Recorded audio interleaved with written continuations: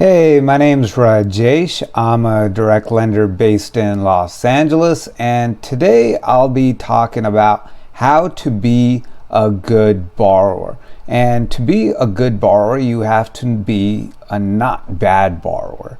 So what do I mean by that?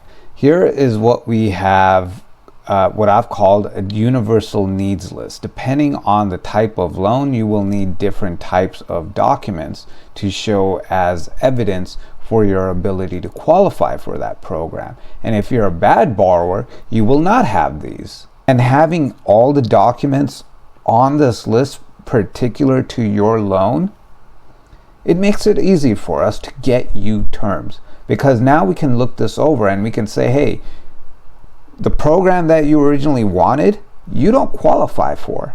But this other program that you didn't even know about, you do qualify for this, and the terms are actually pretty similar.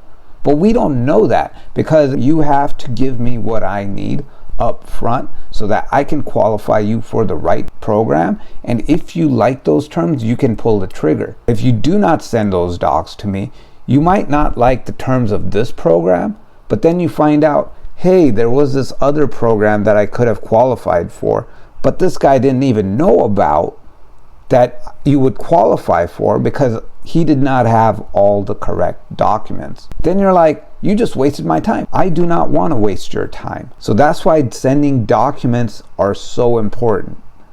Getting them together, organizing them, labeling them correctly so that they're easy to find and go through and pull up, make your life so much better. So today we are going to talk about how to organize those documents to be a good borrower.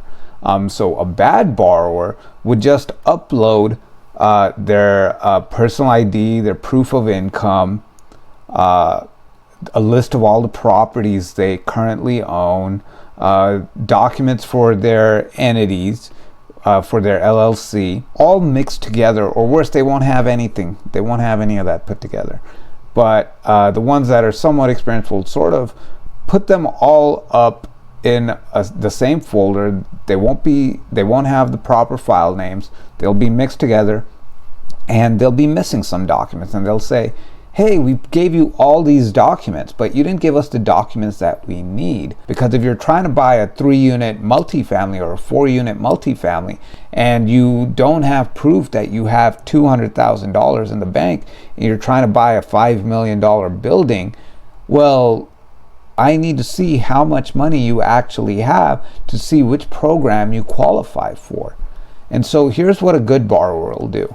They will download this checklist, and then they will go through it and create folders on an internet drive that is secure. So it could be Google Drive, it could be Dropbox, it could be Mega, it could be something else.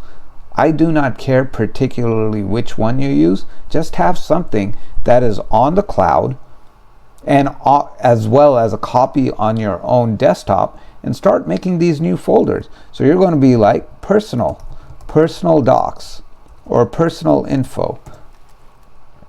And then you're going to put a new folder again. And then you're going to put property info. And to clarify that, you may even put subject property info, because this is the property that you want the refinance on or to purchase.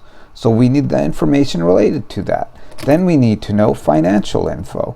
So here we would need to see bank statements as proof of funds, reserves, things like that. Maybe a personal financial statement depending on the type of loan that you are seeking. Income docs. So here is where you show proof of income. So income docs. So this would be for stuff where if you're doing a P&L loan, if you're doing a normal purchase, we want to see your W-2, we want to see your tax returns, we want to see bank statements showing that you have consistent deposits above a certain amount. What else do we need for this thing? So we've got entity documents. So we need, if you're purchasing and closing in an entity, we need to know about the entity that you will be closing in, entity docs. And if the entity is layered nested entities, Entity documents required for all layers, max 2 layers allowed. So if you're doing layered or nested entities with several layers, then we're going to need the documents for all those layers. Let's see what else we need here. We got entity docs, we got financial, income docs, personal info, subject property info. Maybe we want to, if you're doing a construction project, we want to see experience docs or experience info. So here is where you would put your list of REO. REO stands for real estate owned, or a schedule of real estate. So we want to see your resume. We want to see what experience you have. You would upload a spreadsheet talking to us about all the previous experience that you've had. What about what other document folders should we need? Project info. So let's say you are doing a fix and flip or a ground up construction. We want to know about the project. So in here you're going to put documents like, here is the budget, here is the scope of work, here is a brief synopsis of what we're trying to do. So by putting this all over here, and then you can go here and say share, you can actually share this, and then when you share it, you can share it with your loan officer. That doesn't have to be me, that might be some other loan officer that you're working with.